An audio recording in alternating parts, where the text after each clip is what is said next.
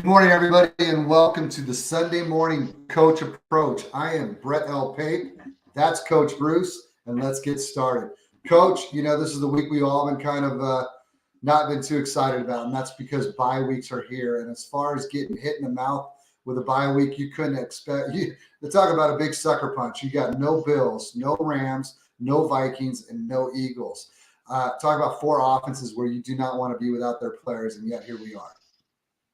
Yeah, and you're talking about four quarterbacks. I know Stafford's had his struggles this year, but going into this year, those are all guys you can make an argument for.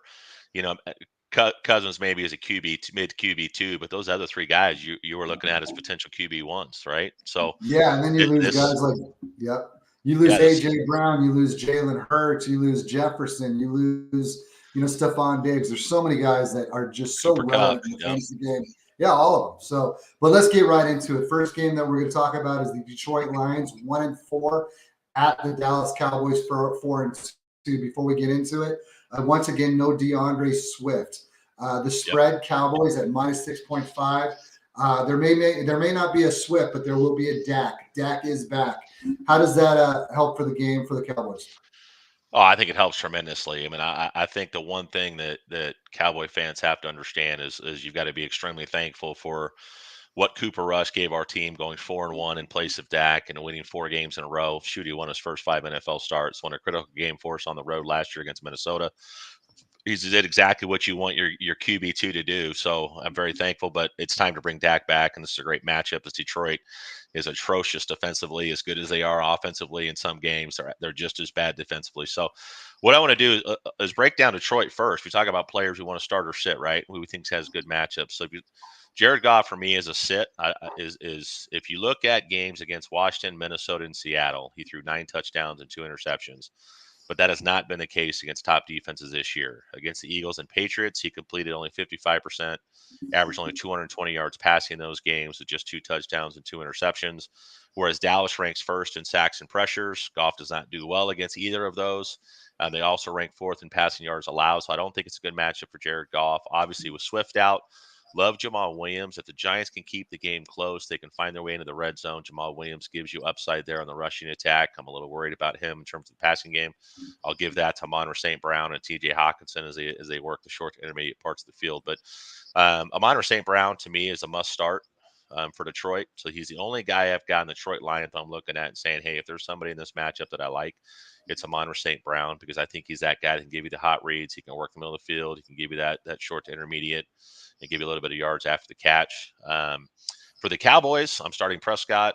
Obviously, it's his first game back, but the Lions give up 261 yards passing per game. They're the 32nd league in sacks, 23rd in pressures. Dak should have a clean pocket today, and Dak is dangerous with a clean pocket.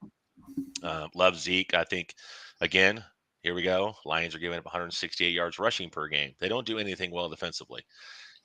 Zeke had 13 carries for 81 last week. He's got 94 for almost 400 yards on the season. He's over 4 yards a carry. So I like him and CeeDee Lamb this week. Look, you can start Pollard. You're going to start Gallup. You're probably going to start Schultz, even though it's his first game back, and Fergus did a great job filling in.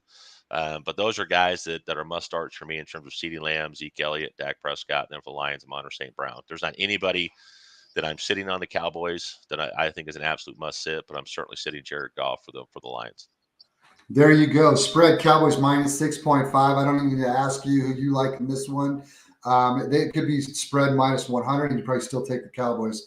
But even though I'm not the Cowboy fan you are, I'm right there with you on this one this week. Let's move I on. did take the Eagles last week. Don't forget. Well, yeah, I did. I remember. All right. Everyone knows what you picked the I'm Eagles right smart from the beginning. There sometimes. you go. All right, Green Bay Packers 3-3 at the Washington Commanders 2-4. Packers are a minus 4.5 favorite. Coming into the season, you expected that offense to not really take a step back, even though they lost Davante Adams. But unfortunately, they have taken a step back. They're only scoring 17.8 points a game, throwing for 246 yards a game, and rushing for 122 yards a game. You kind of expected a little more. You thought that two-headed monster with Aaron Jones and A.J. Dillon, from the start, it looked like they would be the focal of the offense, and it just kind of hasn't really developed. While they have struggled a little bit offensively, defensively, the Packers are doing really good against the passing game, only giving up 164 yards a game, and they're going to have a little bit easier time this week, even though Taylor Heineke at times has looked good. He is the starting quarterback this week.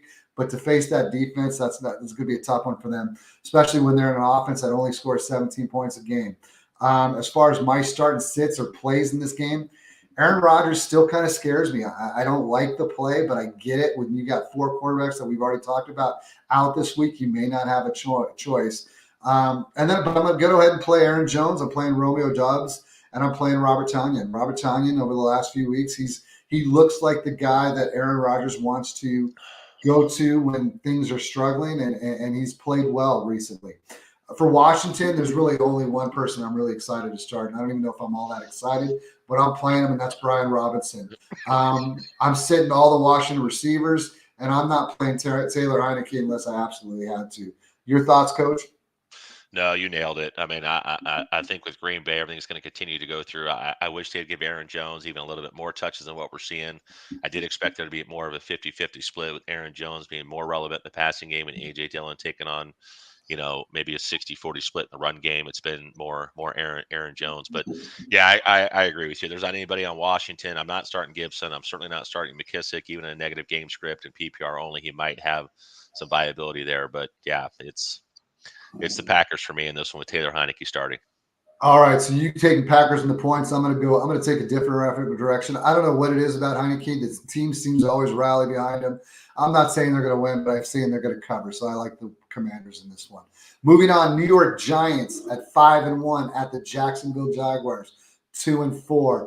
Jaguars are -3 favorite, which kind of seems like a little bit much when you see that they've struggled recently, and the Giants have not struggled, winning 5 games already this year. The Giants' offense is scoring 21.2 points a game. Passing wise, they're not doing much in the passing game.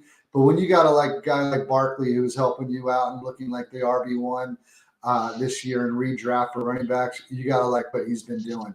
Defensively, I think for the Giants, what you see is they bend but don't break. And they're finding ways to keep the game close, and then depending on Daniel Jones to make a play or two at the end of the game for the win. Jacksonville still struggling a bit offensively. I don't know what's going on with good old Trevor, but they're only scoring 23 points a game, passing for 221 yards and rushing for 136. Thoughts on this one, Coach?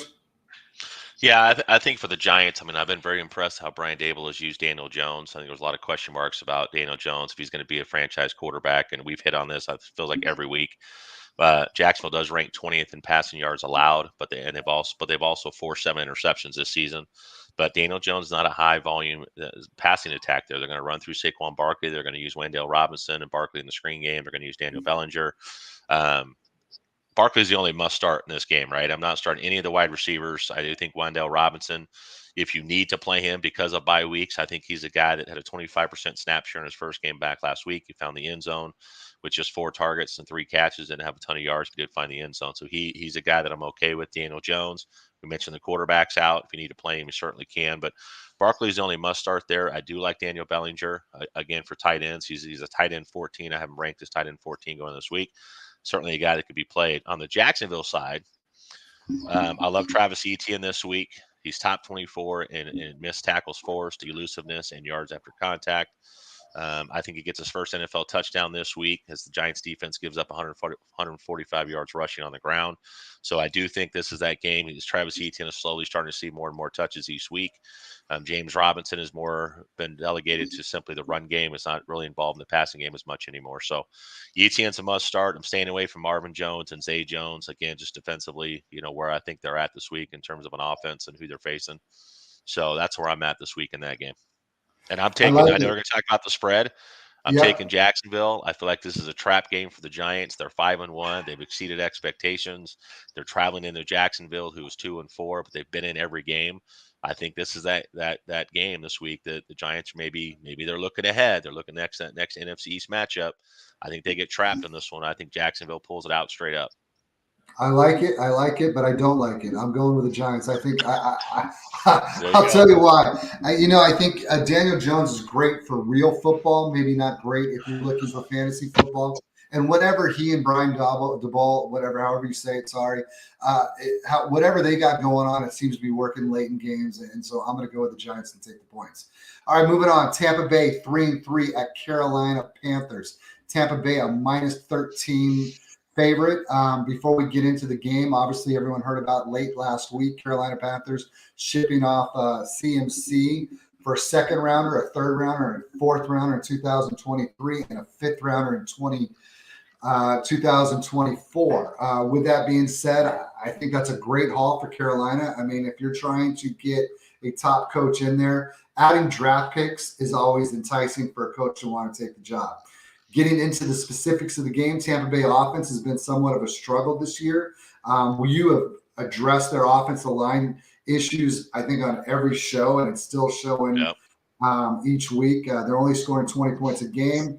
They're passing 264 yards a game, but I'll tell you what, I really like their Panthers. I really like their passing attack this week heading against Carolina defense. Carolina is giving up 24 points a game. As far as start sits, I'm starting anybody in a Buccaneer jersey that's playing on the offensive ball pretty much. Tom Brady, Mike Evans, Chris Godwin, Leo Fournette. If I have Rachaad White, I'm probably starting him this week with all the bye weeks. What about Cade Otton? You starting Cade Otton, with the tight end landscape, I'm not too uncomfortable about playing him. I'd rather not. I'm one of those guys when it comes to rookies or like that.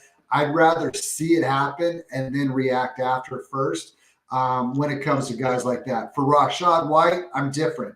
I don't want to miss out on Rachaad White's breakout game. I feel like it's coming. I'm starting Rachaad White this week. For Carolina, I'm sorry. There's nobody. PJ Walker, no. Deontay Foreman or Chuba Hubbard. I'm starting them if I have a need, but I like the fact that if it comes down to it, I can pick those guys up this week because the trade happened so late in the week. But I'm not starting them, and I'm not starting DJ Moore. DJ Moore it just isn't working there, and I got to see more before I feel comfortable starting anybody for Carolina. Yeah, I think you're right on DJ Moore. I will disagree with you a little bit on Deontay Foreman. I feel like he's a play this week. I think with the bye weeks, you've got Singletary out. We talked about the other teams and their running backs and those groups as well with the bye week. But I do like Deontay Foreman this week. Now, because of the Tampa Bay defense, obviously in a normal week, right? But you're talking about deeper leagues. I'm okay playing a Deontay Foreman.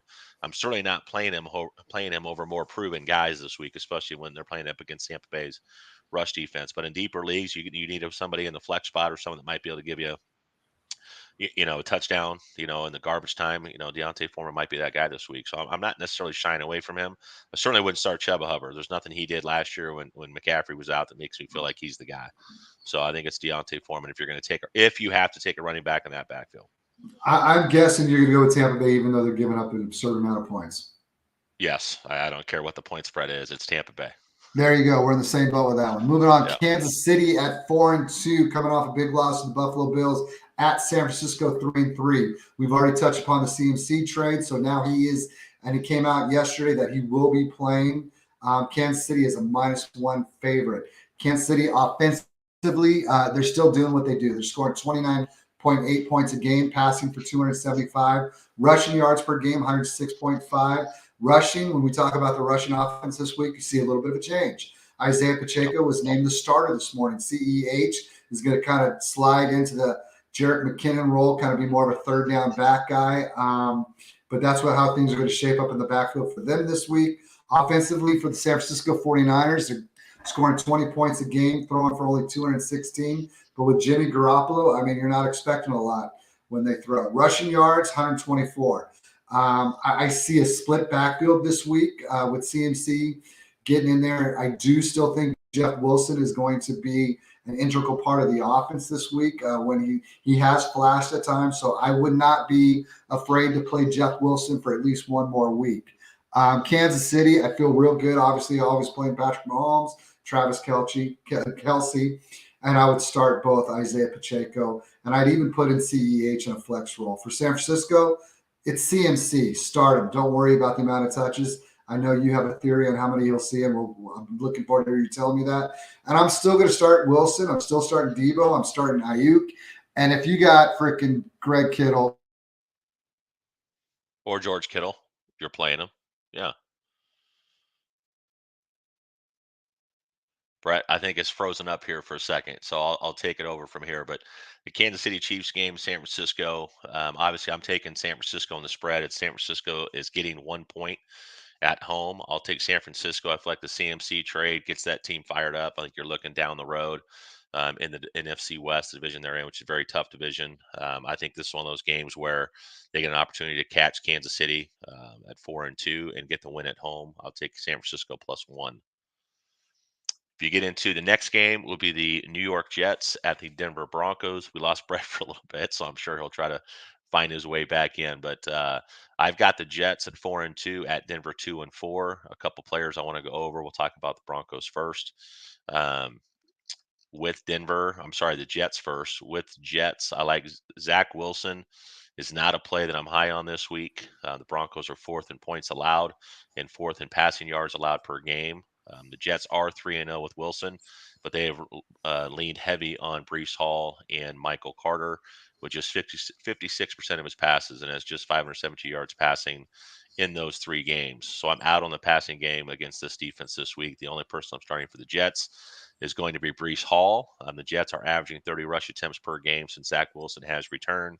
Hall had a 66% snap share, and he's getting 21 touches, 18 on the ground, 3 through the air since he has returned. So I take Brees Hall. I'm a little bit hesitant to take anybody in that passing game. I know Braxton Berrios will be in for Elijah Moore.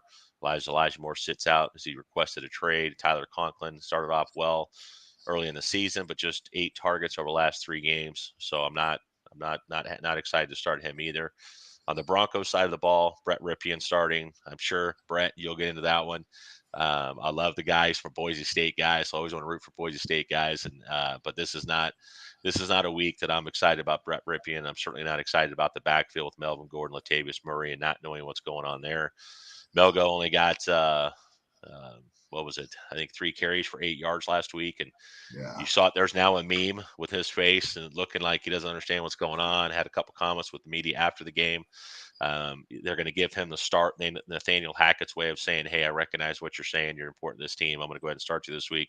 We don't know what that's going to look like in quarter 2, 3, and 4. So I still think, and Mike Boone's still in the mix there too, but I'm not starting either one of those running backs. I'm not starting Cortland Sutton unless I have to this week. Again, with bye weeks, I might have to, but Jerry Jeudy, KJ Hamler, as much as I love Greg Dulcich, I've got him as the tight end 21 this week. So I'm not starting any of those guys either. What do you think, Brett? I think, granted, let's talk about on the paper. You look at the difference between Russell Wilson and Brett Ripien, and you think, yeah, don't start the receivers. But how good was Russell this year so far? He hasn't been that good. And Brett has shined at times. He's been in the system for a few years now. Granted, it's a new system. And so where I'm going with this is that I would start Cortland Sutton. Somebody in that offense has got to do something. And Cortland has been playing well all year, so I'm not taking him out of the offense or taking him out of my lineup. You got the Jets as a -1 favorite, and they're traveling to Denver. Who do you like in this one, Coach? I've got the Jets in this one. Again, Brett Ripien starting. The Jets have forced 10 turnovers. They have 7 interceptions. You look at Sauce Gardner, what they're doing up front with the D-line. I think they're going to be able to put pressure on Brett Ripien, so I'm taking the Jets this week. Okay, I'm right there with you, mostly just because they seem to be – you take Elijah Moore out of the mix, he looks like everybody on that team is bought into what they're doing. Sure, you can't play Zach Wilson right now if you want him in fantasy, but Zach Wilson appears to be doing what they want him to do. That is manage game manager. Keep them in. And that, I'll tell you what, for a second-year quarterback, that's not a bad role for that guy to have. Let him learn, let him develop. But let's move on. Seattle 3-3 at the Los Angeles Chargers 4-2. The Chargers are -5 favorite. Seattle this year offensively, they're scoring 24.3 points a game, throwing for 231 yards and rushing for 124. Geno Smith surprisingly has looked very well this year, and now the rushing attack is led strictly by good old Kenneth Walker, which you love to see when you invest the type of draft capital in the spring like we all had to get him.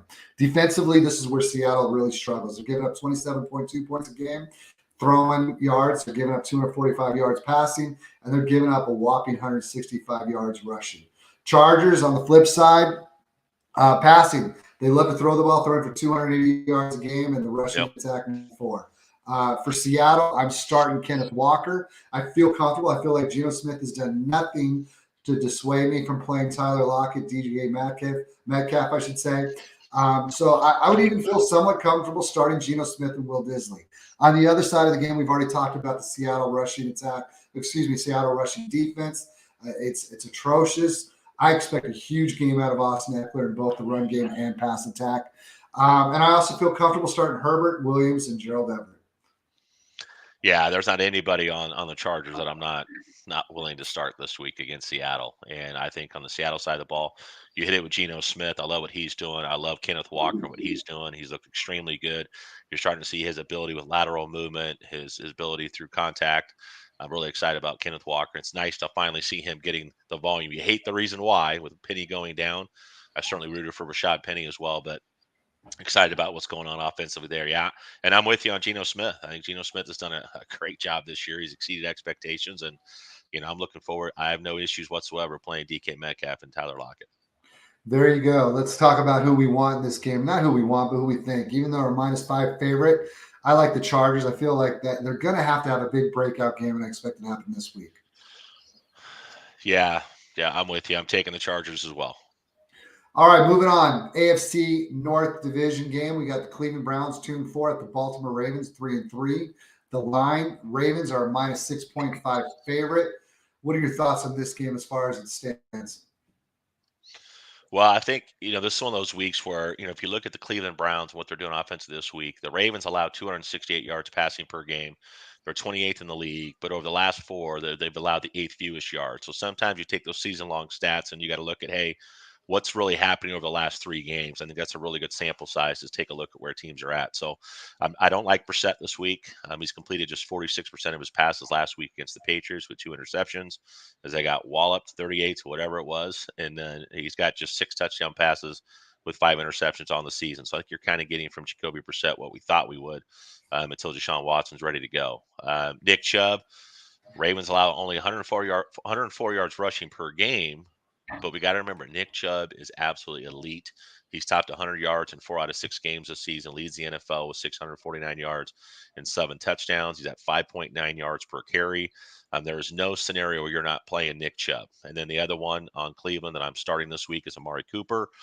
He's got 2 consecutive games of 12 or more targets. He's been over the 10 target mark in 4 out of 6 games. He's a clear wide receiver 1 in that offense. So I'm definitely starting him. And then David Njoku, he's a tight end 5. I've got him at this week for tight ends. He's had 6 or more targets in the last 4 games, 85% snap share. On the season, he's got 35 targets, 27 grabs, 347 yards and a score with a 77%, which is a career high catch rate. So I'm confident starting David Njoku this week. On the other side of the ball, you're starting Lamar Jackson.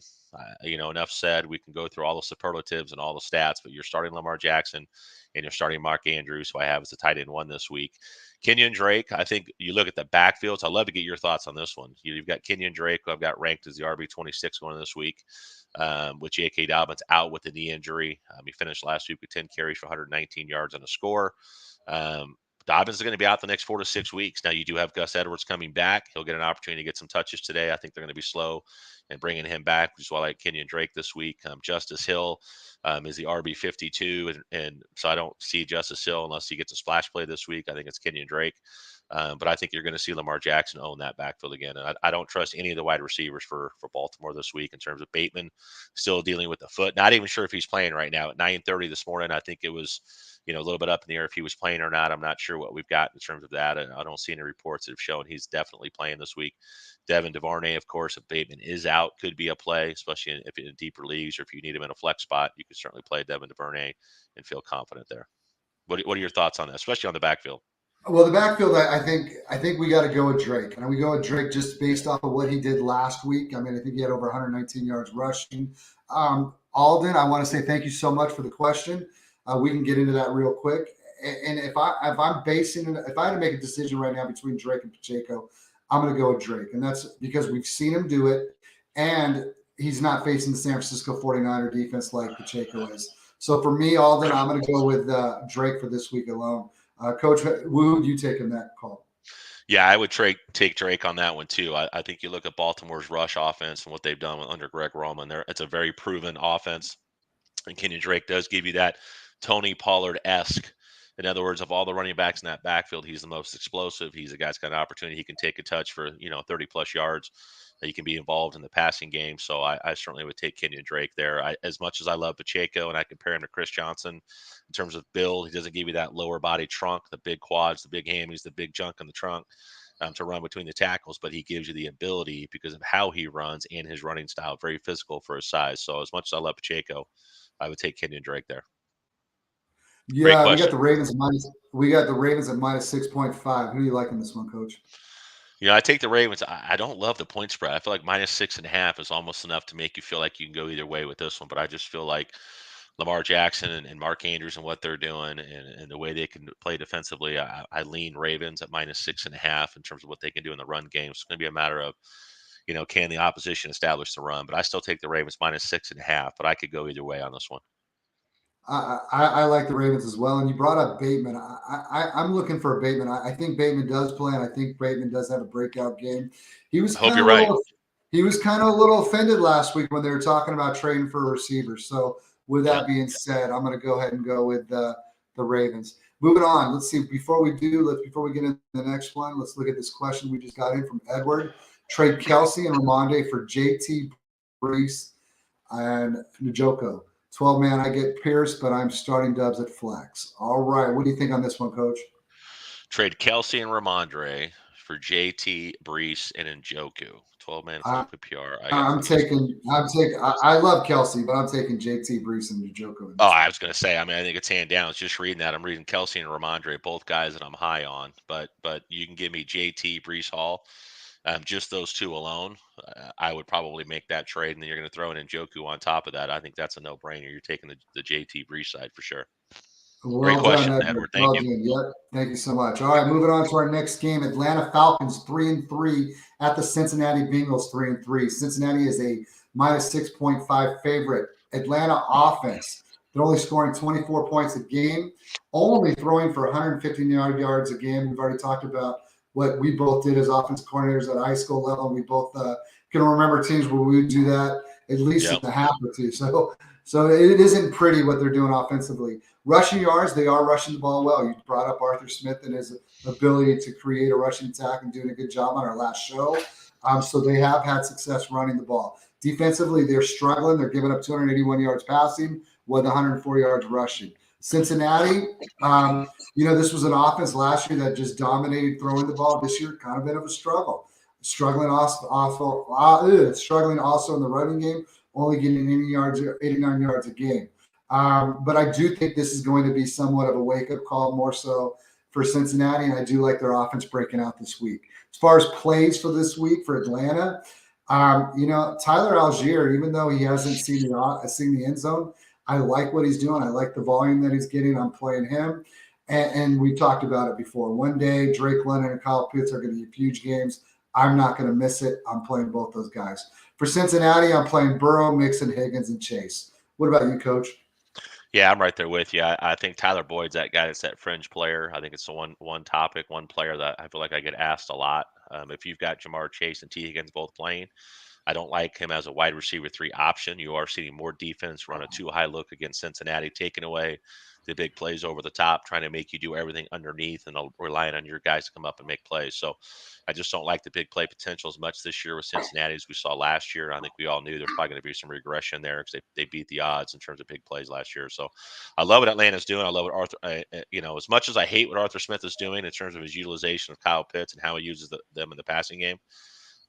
You love him for what he's been able to do with Cordero Patterson in his 2 years there, reviving his career. But I love what he can do in a run game. But you got to figure something out in the passing game. And so I still think Cincinnati at 3-3, going to the Super Bowl last year, they've got a lot to fight for this year. I think they're trying to get back. And at this point, you're just trying to get into the playoff hunt, which they certainly still are. I think Cincinnati at home wins, and I think they win big this week. I'm right there with you. We can just move on to the next one. So Yep. here we go. Indianapolis Colts 3-2-1 at the Tennessee Titans 3-2. Colts are coming off a great game last week offensively, which was nice to see for people who own Pittman or people who rostered Ryan and so forth. Alec Pierce has looked well. Titans are minus 2.5 favorite in this one. Thoughts, Coach? I think what's really weird is I take a double take, and of course we look at these team defense and offensive stats all the time, so it's almost shouldn't surprise me. But You look at the Colts offense, points per game, they're 27th in the league at 17.2. This is where it gets funny for me. Passing yards per game, 266.2. That's fifth in the league. We know passing numbers are down, fantasy points are down for quarterbacks and receivers this year across the board. But what's really interesting is rushing yards per game. They're only averaging 83.7, which is 29th, and they've got the overall RB1 from last year. Granted, he's been hurt, but Deion Jackson filled in well last year with 10 catches last week, and of course, Naheem Hines. But it's just surprising to me that this Colts offense is not necessarily what we expected. The passing yards don't surprise me with bringing in Matt Ryan necessarily. We had a big game last week with over 50 attempts, but it surprises me in terms of the rushing yards, even with JT out for a couple of games. But in the Titans defense, I mean, they're giving up 23 points a game. They're giving up 287 yards through the air. They are tough against the run at 103, which is sixth in the league. But they don't create only 13 sacks and 46 pressures. They do not create a lot of pressure. So for the Indianapolis Colts, I've got Matt Ryan coming off a big game last week. I'm certainly starting him this week against the Titans passing defense. I'm not starting Naheem Hines or Deion Jackson. Now Hines coming off a concussion, Deion Jackson dealing with the quad. I've got them outside the top 40 this week at that position. I'm obviously starting Jonathan Taylor. It's his first game back. He's the RB1 from last year. He's a top 15 option every week. I don't care what the opposing defensive stats are in the run game. But what I really like this week is I like Michael Pittman and Alec Pierce. I like the wide receivers for the Colts this week against that Tennessee pass defense. Pittman has seen 16 targets last week against the Jags for 13 for 134, 24 targets over the last two. And Alec Pierce, I think, is a wide receiver 3 this week with the wide receiver 2 upside. 6 or more targets in the last 3 games, 15 grabs for 200 yards and a score. So I like those 2 this week. I'm not touching the tight ends, Kylan Granson, Mo Alley-Cox, Jelani Woods. Who's it going to be, right? Pick your poison each week. So I'm staying away from the tight ends there. For the Titans, the only guy I'm starting is Derrick Henry. I don't need to waste time on everybody else, much as I love Robert Woods. And I like the prospect of Kyle Phillips. I'm just not starting any of those guys this week. Tannehill has not looked good. The passing game has not looked good. They need Treylon Burks to come back to give him a second option in the passing game. So I'm riding Derrick Henry, and that's about it for Tennessee. There you go. I like that. I like that. And for me, man, I'll tell you from the Cincinnati, you talk about Indianapolis, not Cincinnati. Alec Pierce, I love what that guy is doing so far already. And you talk about a Tennessee Titan defense that's really struggling against the passing game. I'm playing Alec Pierce wherever I have him. As far as picking this one, we've already talked about the spread. It's Titans minus 2.5. That's strictly because they're at home. I'm going with the Colts. I like what I saw last week. Yeah, I'm taking the Colts as well.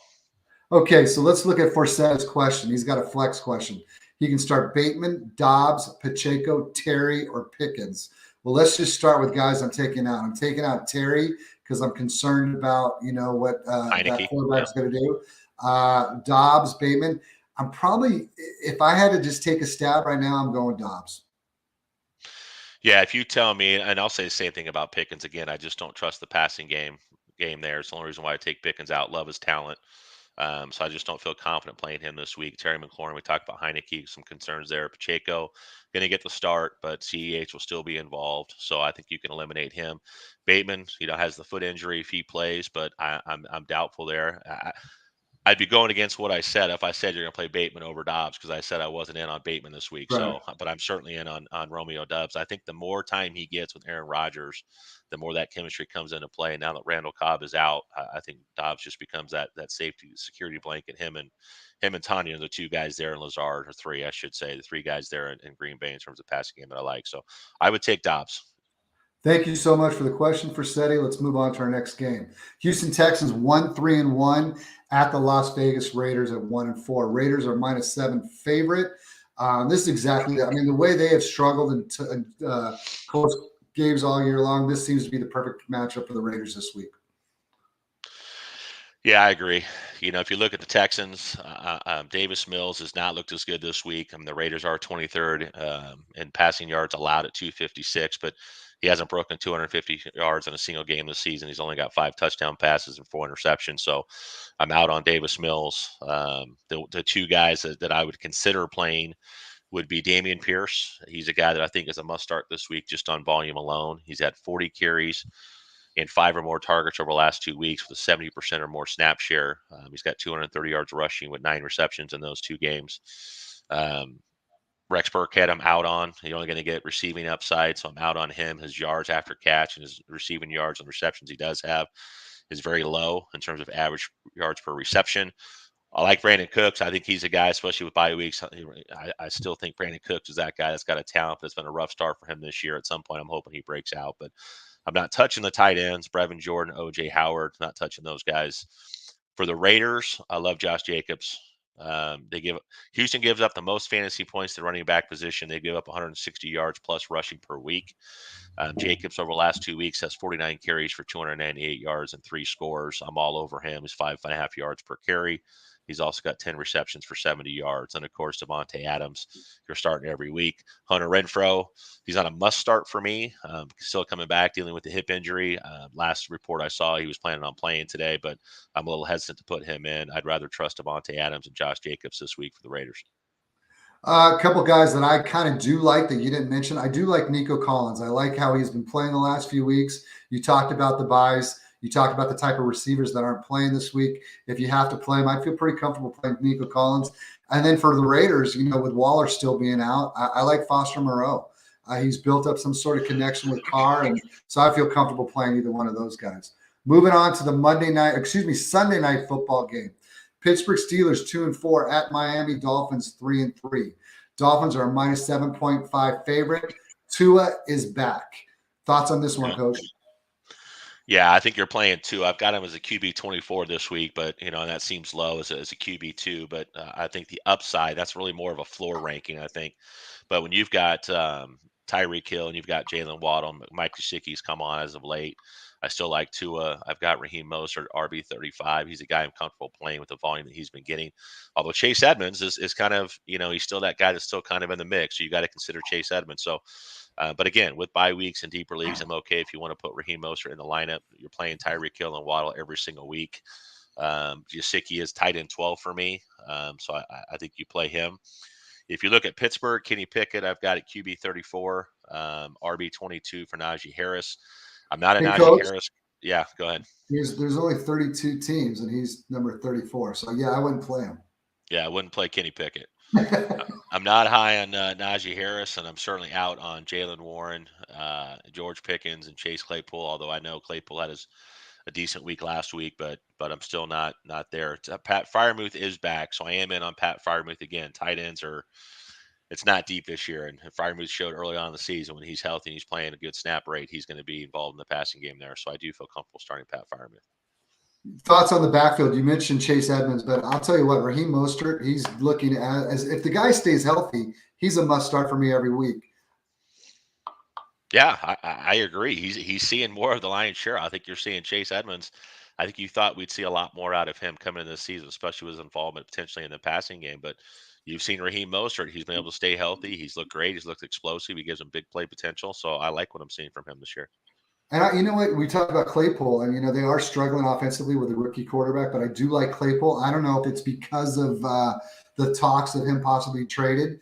And if he is, if they're trying to highlight him just to make his trade value go up, play him this week. Moving on, Chicago Bears 2-4 in the Monday night football game at the New England Patriots. Patriots are a -7 favorite.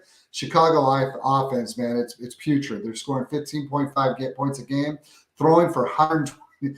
I'm sorry to laugh, but 122 yards a game throwing.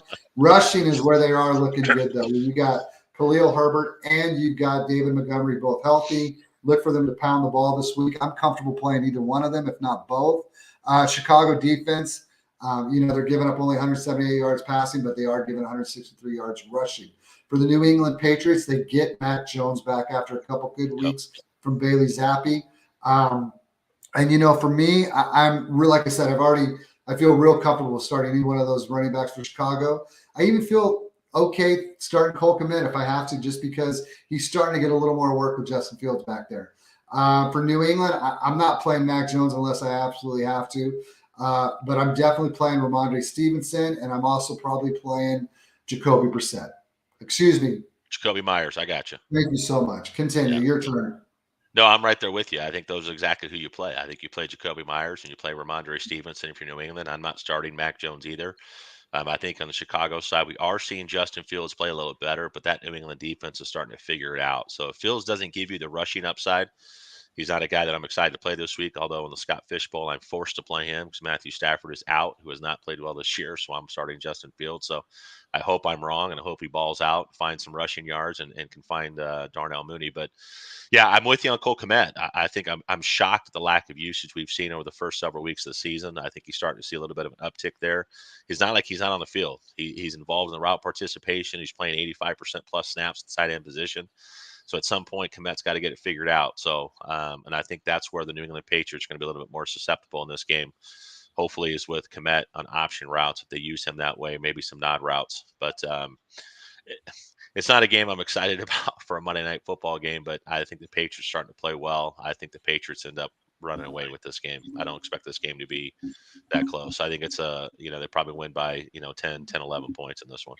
I'm right there with you on that. But one upside pick that I would like to play, if you're looking for an upside play, man, I'm playing Tyquan Thornton. He's only played 2 games this year, but he's gotten the end zone both games. They look to be trying to incorporate him in the offense any way they can. He has a rushing touchdown and a receiving touchdown in his 2 games played. I'm playing Thornton if I have to, and I play him with confidence.